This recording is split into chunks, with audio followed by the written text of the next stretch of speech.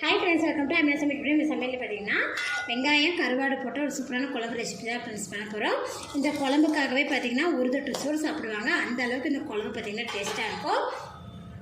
இந்த குழம்பு நீங்கள் 2 நாள் கூட ஸ்டோர் பண்ணி வச்சு சாப்பிட்லாம்.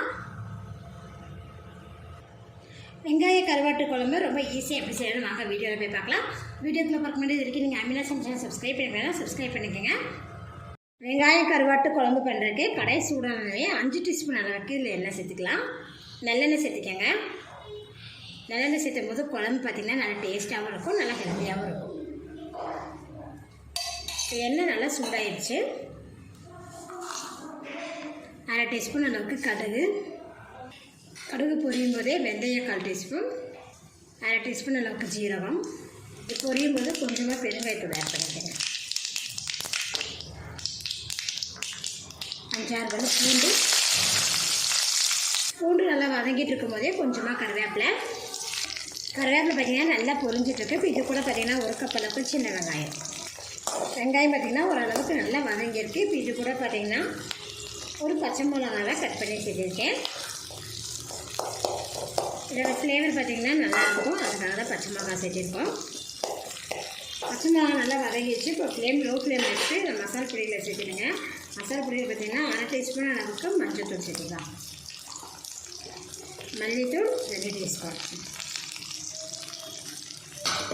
காரத்துக்கு ஏற்றபடி நீங்கள் மிளகாத்தூள் சேர்த்துக்கலாம். மசாலா பொடியில் லோ ஃப்ளேமில் ரசம் வதக்கி விட்டுருங்க.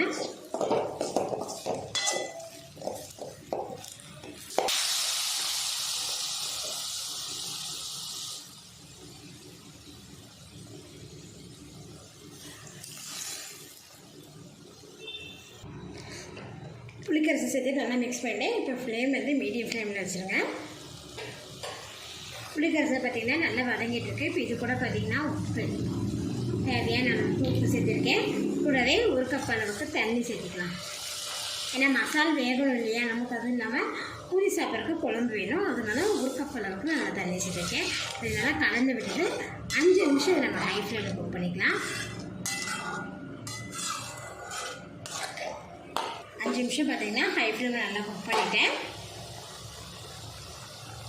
இப்போ இது கூட பார்த்திங்கன்னா நெத்திலி கருவாடு நல்லா சுடுதண்ணிலாம் கழுவி வச்சுருக்கோம். அதை இதில் சேர்த்துக்கலாம். சேர்த்துட்டு ஃப்ளேம் வந்து லோ ஃப்ளேமில் வச்சுட்டு ஒரு 5 நிமிஷம் நம்ம மூடி போட்டு வச்சிடலாம். 5 நிமிஷம் பார்த்திங்கன்னா லோ ஃப்ளேம்லேயே நான் மூடி போட்டு வச்சுட்டேன். இப்போ பாருங்கள், வெங்காய கருவாட்டு குழம்பு பார்த்திங்கன்னா நல்லாவே ரெடி ஆகிடுச்சு. மசாலா பார்த்திங்கன்னா நல்லா சூப்பராக குக் ஆகி கருவாட்டில் பாருங்கள் நல்லா மசாலாலாம் பிடிச்சி எண்ணெய் தெரிஞ்சு மேலே வந்துச்சு பாருங்கள். இந்த குழம்பு பார்த்திங்கன்னா இன்றைக்கி 2 நாள் முடி வச்சு யூஸ் பண்ணலாம். ரொம்ப நல்லாயிருக்கும் ஃப்ரெண்ட்ஸ். நம்ம ஸ்டவ் ஆஃப் பண்ணிடலாம். நீங்களும் இது போல் குழம்பு வச்சு பாருங்கள். இந்த வீடியோ பிடிச்சினா லைக் பண்ணுங்கள். மறக்காமல் ஆமினா சமையல் சப்ஸ்கிரைப் பண்ணிக்கோங்க. நன்றி.